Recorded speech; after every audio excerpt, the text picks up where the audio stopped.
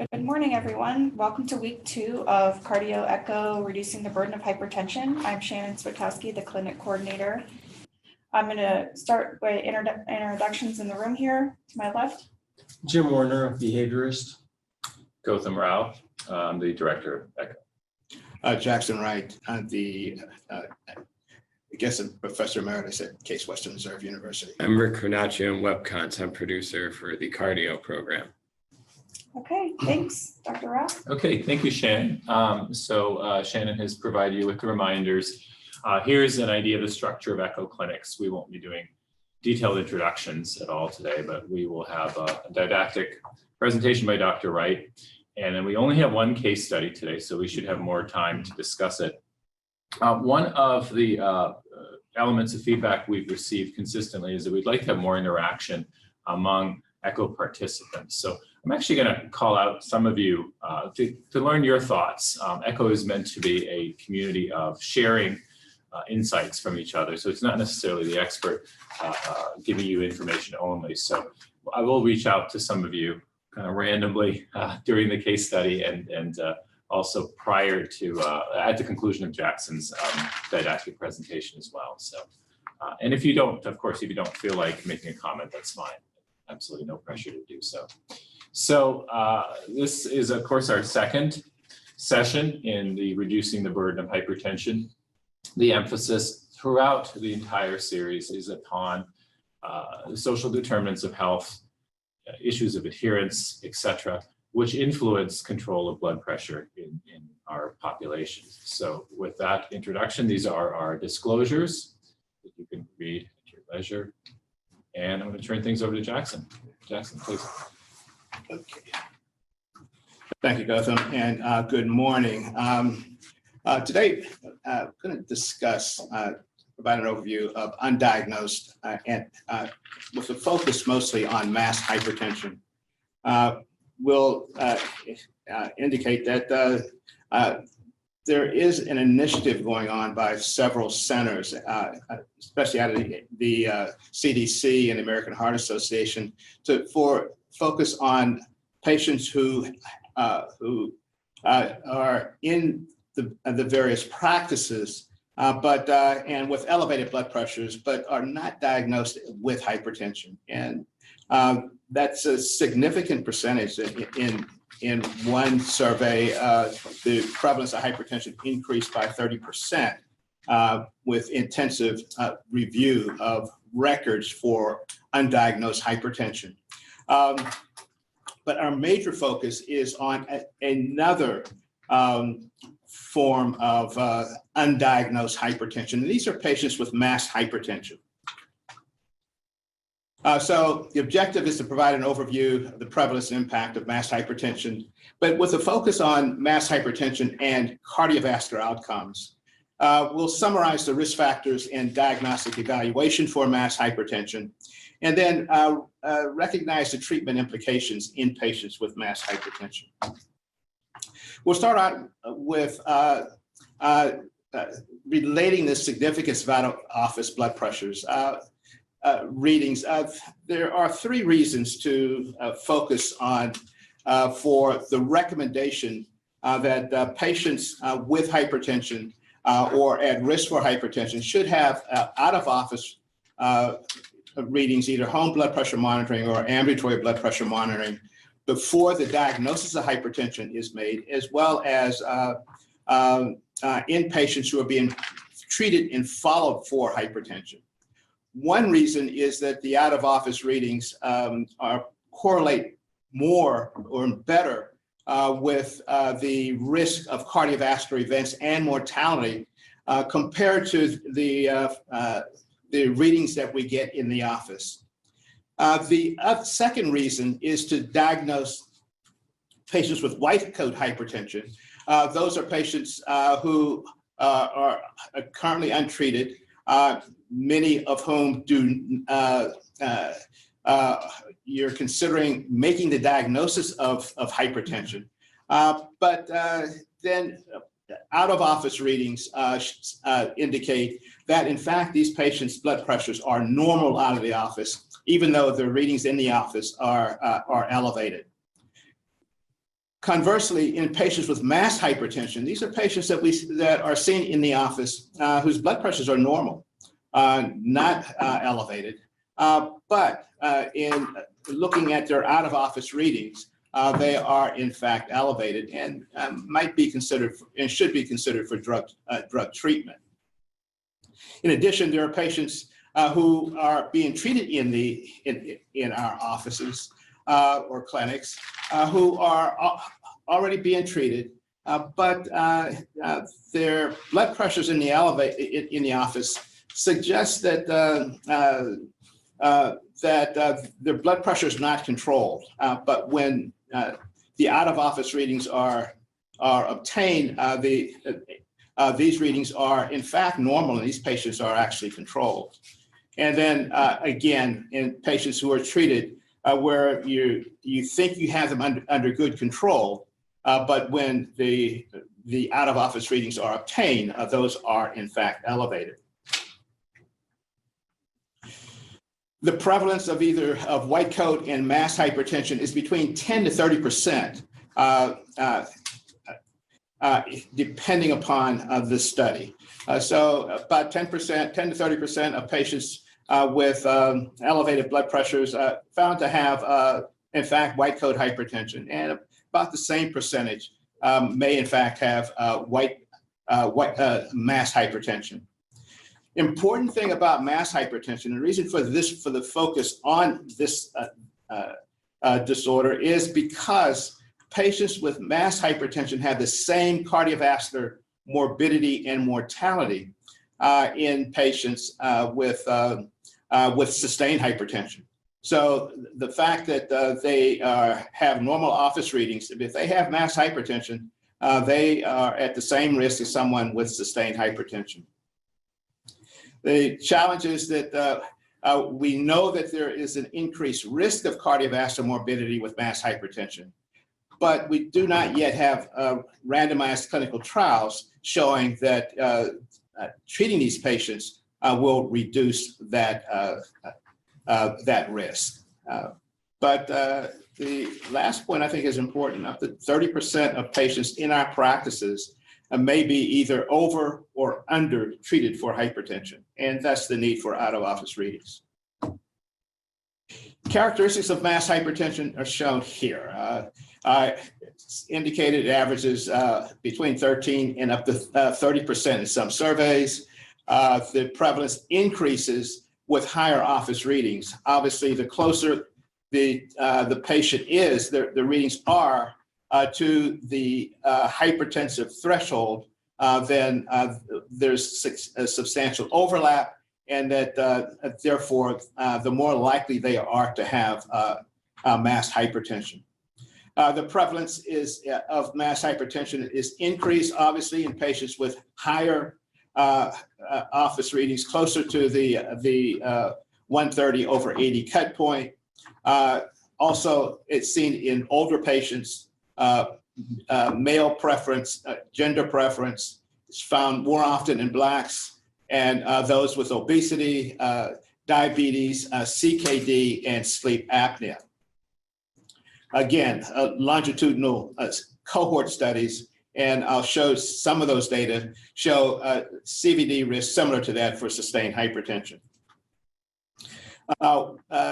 Now, you'll show you that mass hypertension can be detected by either home blood pressures or home blood pressure monitoring or ambulatory blood pressure monitoring. And although each show the same cardiovascular risk, there's actually only about a 60 to 75% overlap between mass hypertension diagnosed by home blood pressure monitoring and those diagnosed by ambulatory blood pressure monitoring. And I'll show you some comparison of the ability of these two modalities to diagnose mass hypertension. We'll also, in addition to mass hypertension and white coat hypertension are diagnosed in patients who are on no drug therapy, but the profiles for mass hypertension in patients who are being treated, which is termed mass uncontrolled hypertension. But that risk in those patients whose blood pressures who are being treated, blood pressures in the office are controlled, suggest controlled, but out of office readings are elevated. Their risk essentially parallels that risk in comparing normal intensives, untreated normal intensives with patients with mass hypertension who are not being treated. Now, this is a survey done, a 2018 a survey of systematic review of comparing the risk of patients with mass hypertension versus those with normal who are normal intensive. As you can see, these are some fairly large cohort studies. There's between 136 all the way up to 4,100, over 4,100 patients in the cohorts, and comparing the risk of normal intensives versus those with mass hypertension in these studies. Bottom line is, if you go down to the total, patients with mass hypertension have, again, about in this review, 2.9-fold higher risk of cardiovascular events compared to those who are normal intensive. And mortality, again, is, in this case, 2.65-fold higher in those with mass uncontrolled hypertension compared to those hypertensives who are controlled.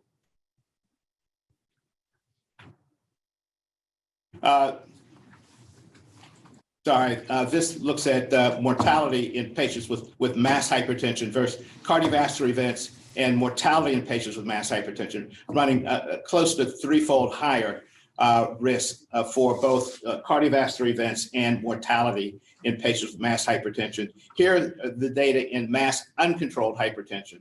Again, showing fairly similar overall risk here of approximately to 1.8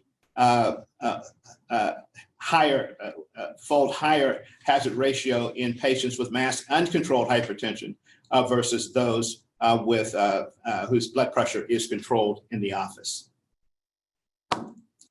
Another fairly large survey, this done a large cohort study looking at both mass uncontrolled hypertension and mass hypertension, again showing the bottom two lines or graphs showing comparing normal intensive patients versus those with mass hypertension and those with controlled treated hypertension versus those who are treated but and have normal office readings, but their blood pressure is uncontrolled when looked at, in this case, using ambulatory blood pressure monitoring. Now, I show this slide because this compares this is a population who received both where mass hypertension was diagnosed by using both ambulatory blood pressure monitoring and ambulatory blood pressure monitoring, and showing that where everyone in the cohort received both out-of-office modalities. And what it shows is that the gray indicates those patients who were diagnosed by ambulatory blood pressure monitoring only. The blue indicates patients who were diagnosed using mass hypertension is diagnosed by both the ABPM and the home blood pressure monitoring. And the gold represents patients who are diagnosed by home blood pressure monitoring, but not by ABPM. As you can see, patients who would be missed by ambulatory, by home blood pressure monitoring ranges anywhere from 9 to up to about 20% of patients with mass hypertension would be who on ABPM, but would not be diagnosed by home blood pressure monitoring. And so that ambulatory blood pressure monitoring is much more sensitive for the diagnosis of mass in detecting mass hypertension compared to home blood pressure monitoring. The algorithm for making the diagnosis of hypertension is shown here. Essentially, patients, these are patients who are not on drug therapy, but anyone with the office reading between 120 and 130, but less than 80, and this is after lifestyle modification, they should be considered as having possible mass hypertension. These are patients with elevated blood pressure by the new criteria, and so that would consider the use of either ABPM or home blood pressure monitoring. And if the blood pressure is elevated, then with the out-of-office reading, then the diagnosis of mass hypertension should be made. And would, in that case, would continue lifestyle modification and start antihypertensive therapy in those patients. That has a class 2A recommendation by the new guideline.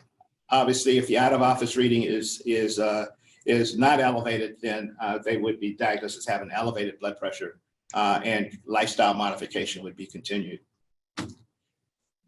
In patients who are being treated for hypertension, and they're being followed and have apparent controlled blood pressure within the office, then here the question is the patient at increased cardiovascular risk, or do they in fact have evidence of target organ damage? If not, then screening is probably not necessary. Can't demonstrate any benefit.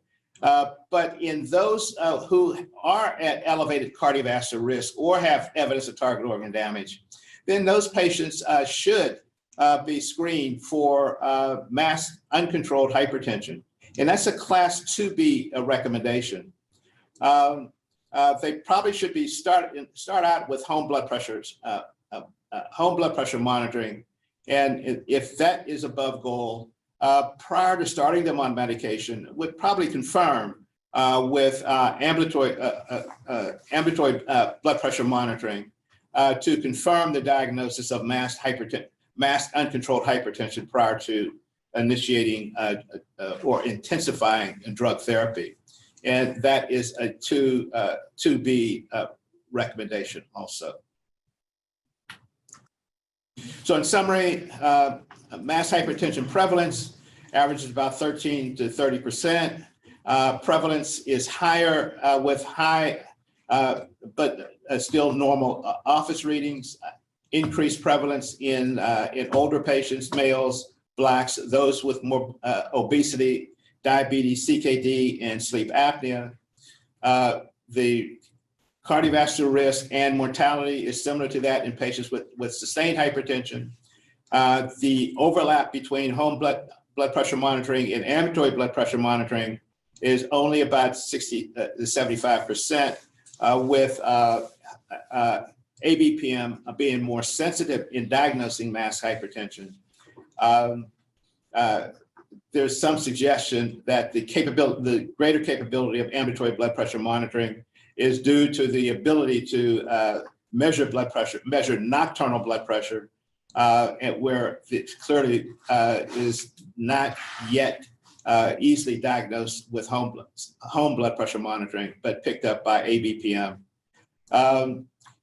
Although we don't have evidence of that, in fact, treating those patients with elevated out-of-office readings, but normal office readings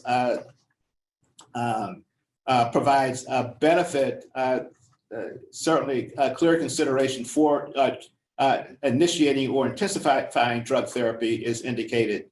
And that is in patients who are diagnosed with either mass hypertension or mass uncontrolled hypertension. With that, thank you. Okay, thank you, Dr. Wright. We're going to pause for a minute or so, see if there's any questions about Dr. Wright's presentation before we move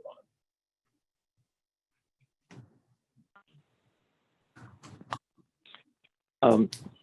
Can you hear Jim Lamb? Yes, Jim, go ahead. Yeah. A question. So this does open up a possible need to do more of ambulatory blood pressure monitoring in patients by that excellent presentation, by the way.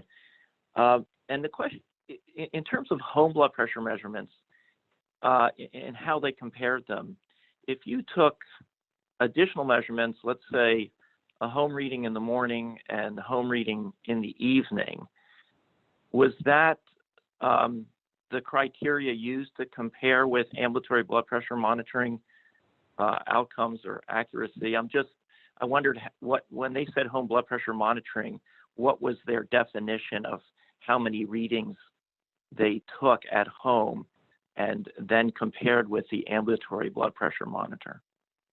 Yeah, these home blood pressure monitoring was done AM and PM, 2 in the morning, 2 in the evening, over, and so and then averaged to determine the average home blood pressure, and whether it was elevated or not. So Jim, I can't speak for adults, but in the pediatric hypertension research space, there are prescribed protocols for home blood pressure monitoring. And actually, Dr. Sturgio and Jackson had just made a note of one of his studies. He's probably the leading expert. So it's either a 3 or 5 day protocol, morning and night, and it's usually 2 readings separated by 10 minutes, and they're averaged together. And these are all recorded in instruments. So a couple of other questions. Dr. Joyce asked, is blood pressure higher during sleep? No, it's actually, Jackson will answer that, but it actually does go down. And so it's interesting because it's been a challenge to get blood pressure measurements that are accurate across many different populations. But when people are sleeping, you can actually take their blood pressure quite easily. So in Japan, nocturnal blood pressure monitoring is becoming quite a standard. And one of my collaborators is probably the leading expert in the area. So they have a protocol where blood pressure is taken at 2, 3, and 4 a.m. and measured and averaged over that time space over 3 to 5 nights. And it's not, the blood pressure cuff that inflates very, very quickly. It's a very subtle sort of inflation. So it doesn't wake people up, because the act of waking people up will raise your blood pressure, give you a spurious reading. So, but generally speaking, blood pressure is supposed to dip at night. If it doesn't, you have a problem. It predicts increased cardiovascular risk. Jackson, what is your experience with ABPM and insurance coverage? It is obviously it is challenging. Previously, the only indication was for to diagnose white coat hypertension. But now, recently, CHS has agreed to pay for ambulatory blood pressure monitoring, and it's not clear whether insurance companies will adopt that new metric, but the assumption is that it will. So that this space is being changed. This is since the new guideline was published, Which is fairly recent. Yeah. This was this past summer. One caution about there is a drop in blood pressure at night, and so that the blood pressure, elevated nocturnal hypertension is generally diagnosed as a blood pressure greater than 120 over 80 at night. But most of these, the diagnosis of mass hypertension is typically using 24-hour ambulatory blood pressure monitoring by ABPM. And so that it's the average. And so it's felt that the difference between home blood pressure monitoring, which measures blood pressures during the day, versus ABPM, where you add in the elevated readings that may occur at night, may be responsible for the difference in the sensitivity of the ABPM compared to the home blood pressure monitoring. So I just want to echo some of Jackson's comments about the accessibility of ABPM, which is a huge issue. And I think it's an issue everywhere, but I can remember having been in Cleveland for 3 years now, referring one of my patients for ABPM. And it was hard to figure out where he would pick up the ABPM machine. And I called over to cardiology, and the first question says, well, why do you want this? And I said, because I think he has white coat hypertension. He goes, well, I don't think we can help you. And eventually we were able to get it. And this was before the Medicare rule that Dr. Wright was referring to had come out, but we did get some coverage for it. From the pediatric standpoint, ABPM is extremely useful. And Joseph Flynn, who's one of the leading researchers, recommends widespread use of ABPM, not fully conscious of some of the structural barriers. So to put things in perspective, for one of our pediatric hypertension studies, we've applied to PCORI and to ARC, and will likely get funded this fall. We're actually purchasing the machines and then issuing them to patients, rather than going through any sort of systematic process. It's a bit of a racket. If you talk to some of my colleagues, the machines are $2,000 each. There's no reason for them to be that expensive. And then this does take some time to interpret the data and to make a diagnosis, and that is not reimbursed, at least not recently. So lots of problems. Next question from Metro Health Bedford Jackson is: can you discuss accuracy of blood pressure monitoring with home BP cuffs? We talked about, but there's a lot of the wrist and finger devices as well. The recommendation is to use the arm cuffs and those that have been validated. The use of other modalities some have been validated, but they are it's not advisable because there's more interpatient variability with the use of, certainly the finger cuffs cannot be used. Wrist cuffs are, the accuracy is better, but the current recommendation is for the use of armed home blood pressure monitors that have been validated and that's in the patient's the patient profile. So if we're talking about in pregnant women, certainly they need to use validated home blood pressure monitors. Has the AHA developed a validated list for home monitors? Just to speak briefly, again, my research is in children. As of late 2018, no, they have not. However, since that time, not even 2 years, in kids, there have been a few devices that have been validated. You can maybe speak to the adult side as well. There's in fact, the AMA and the ACC have a list of validated home blood pressure monitors that are currently that can be used. That list it was supposed to have been released by the first of the year, expecting that to be released any day now. But there is a list of home blood pressure monitors that can be obtained at the website. If you go to the Cardi-OH website, there is in fact a links to the various validation sites for the home blood pressure monitors. Thank you, Jackson. And I just add that I think it's roughly 2/3 of adults with hypertension have access to a home BP monitor, either their own or a spouse or someone else's. And there's some small studies that show that people are more conscious of their hypertension if they have this and monitor blood pressure regularly and have generally better control. So I'm a big proponent of home BP monitoring.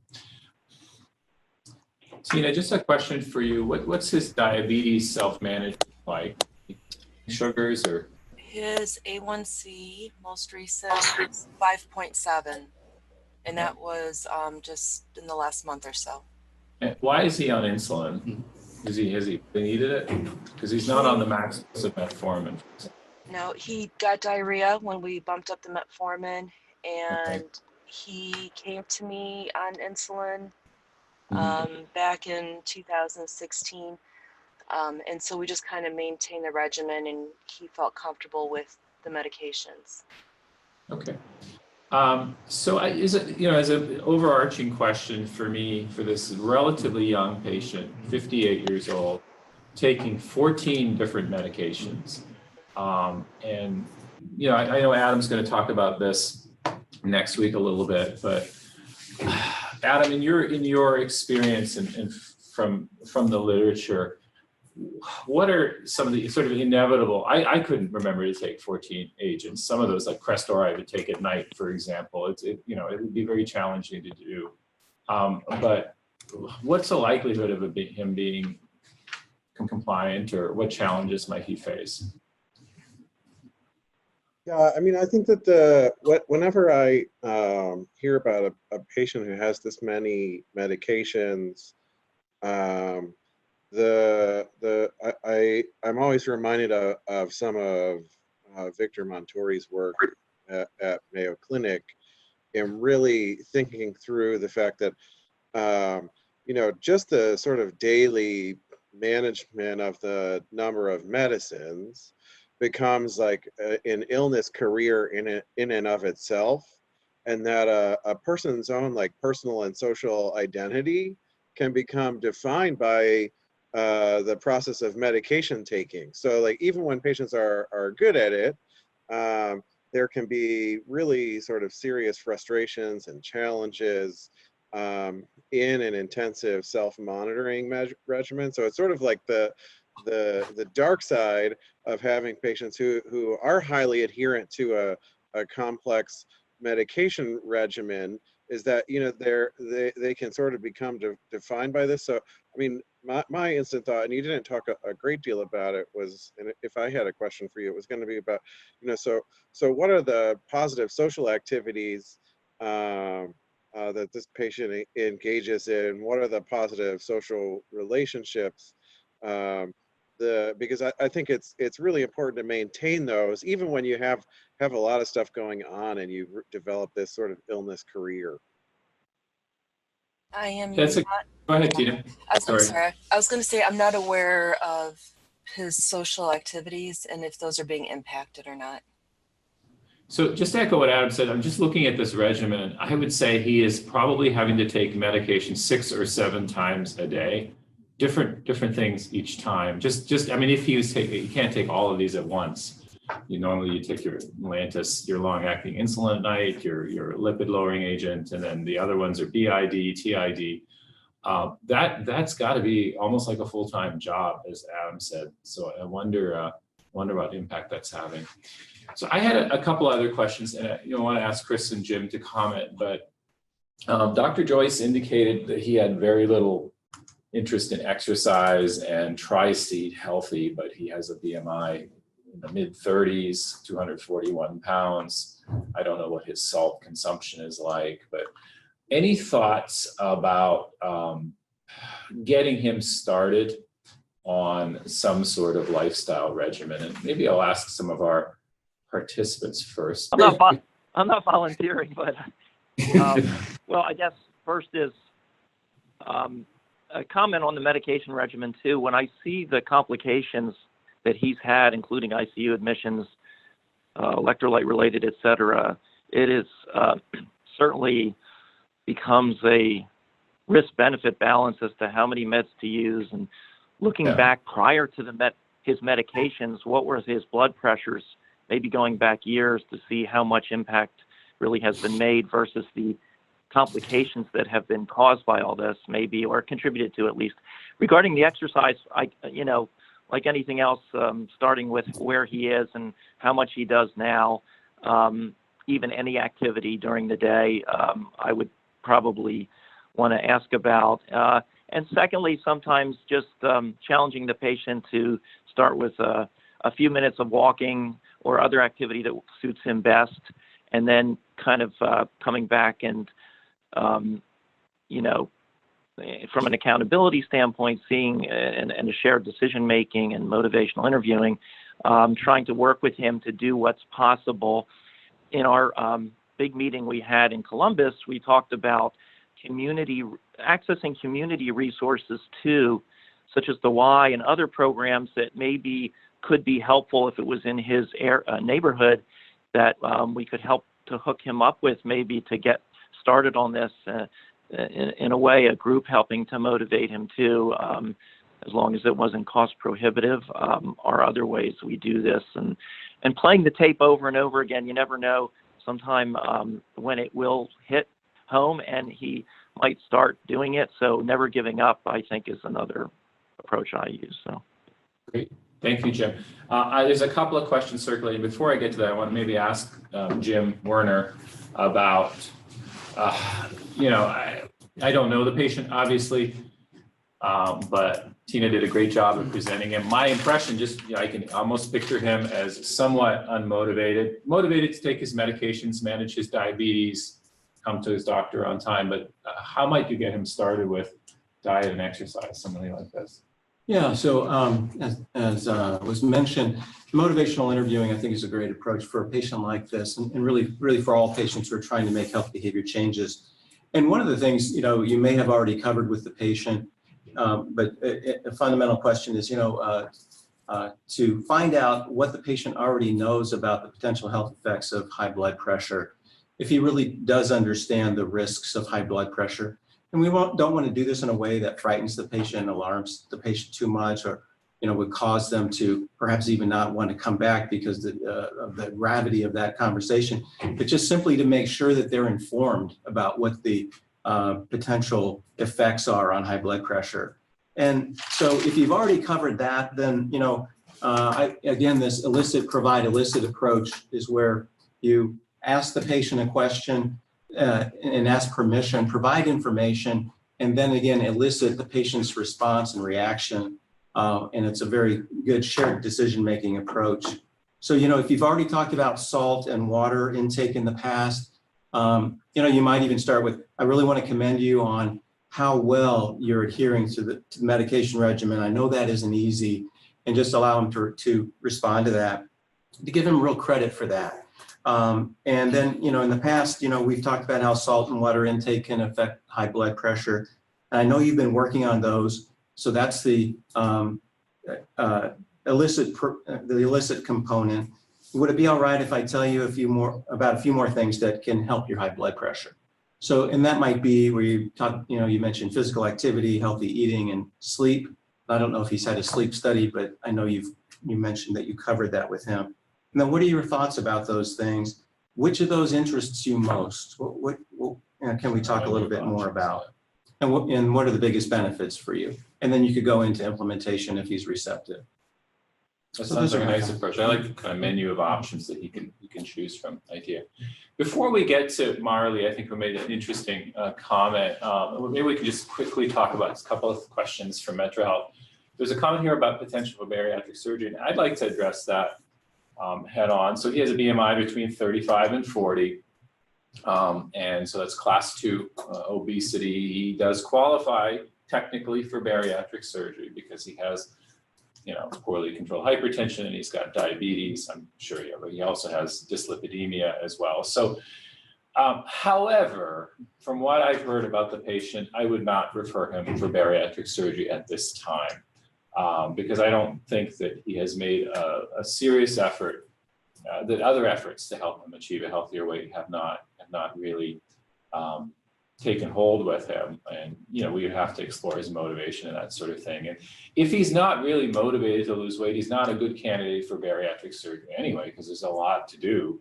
There's a lot of adherence issues that come after the surgery too, but certainly something to think about. And a question for Dr. Wright. can you address the effectiveness of hydralazine twice daily versus, I'm not sure I would use hydralazine, but twice versus 3 times daily? First of all, I would I'd probably discontinue the hydralazine personally. I think the hydralazine clearly is a twice daily drug when used appropriately. It's not, but adding hydralazine to amlodipine does not give you much more in the way of blood pressure lowering, one. Two, as we indicated, may be responsible for some of the need for a diuretic and the higher dose of torsemide. So that, but it clearly is used fairly routinely at twice daily dosing. 3 times a day dosing patients typically are still on twice a day dosing, because it's very difficult to get patients to take adherence decreases somewhere in the range of 25 to 30% when you go from TID down to, when you go from BID to TID dosing. We can discuss, provide a little bit more detail with regards to the antihypertensive medications if you want to do that now, or. Yeah, just maybe if we get to just a couple of questions and then we'll get back to Jackson the final word. But Marley Clemens asked, can we use his hemoglobin A1C, which is excellent, below 6, to encourage him to start an activity regimen changes? That's an interesting approach. I think I have mentioned that. You know, you obviously take care of yourself. You're looking after your diabetes. Here are additional things that you can do to stay in that well-controlled range, is what Jim was indicating as well. You know, he's taking all his antihypertensives, which is a big job, but here's other things you can do, and maybe it can even help you get off some of these agents. So I think that's a good suggestion from Marley as well. I want to give Chris a chance to comment about getting him started on, you know, just from what Tina said. I mean, yeah, he tries to eat healthy. That's probably not specific enough as far as dietary changes goes. But Chris, how about you get him started on something at this point? Yeah, so that was my first question when it came up about the try to eat healthy. And I think historically I've heard parents talk about their kids and say, I make sure they eat healthy. They eat fruit at every meal, and they eat those little Vienna sausages, and you just kind of have to let it pass and make it a teachable moment kind of scenario. So their concepts of eating healthy, especially something we'll be talking about later, is how ubiquitous sodium is, and how that'll have an impact on blood pressure. But I think kind of the bigger thing that I see in all of this is that so many of the issues that he's presenting, the blood pressure, the hyperlipidemia, the hyperglycemia, all of these are tied very similarly to each other, with dietary patterns as well as feeding into each other. So the idea of exercise might need to be disentangled from, does he need to be active or does he need exercise? Because the ability to just walk and help bring blood glucose down, which then has an impact on blood pressure, has an impact on lipid panels. And then if he's got a higher sugar intake, being able to address that, because that's going to feed into all of these kind of very similarly and synergistically. So addressing some of those kind of key behaviors that are linked to kind of this metabolic syndrome type of process that could be happening here, are those kinds of elements that I think small changes can lead to bigger results across the profile, which may then help with this broader medication question.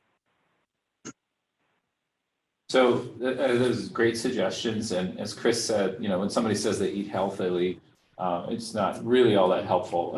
In our obesity program that Jim and I run, we ask people to take us through a typical day from morning to bedtime. And very rarely do we find that people are truly eating healthily. They often underreport their caloric intake, but it's skipping breakfast, it's eating junk food, eating late at night. And obviously all of those will undermine his effort to get to a healthier weight. So let's get back. I think we'll give Jackson the last word. I just want to read the question from Metro Health. We had a clarification question when you get back to medications. Did you say hydralazine did not have a good antihypertensive effect, or was it just medication adherence that makes it less of a good choice? So Jackson.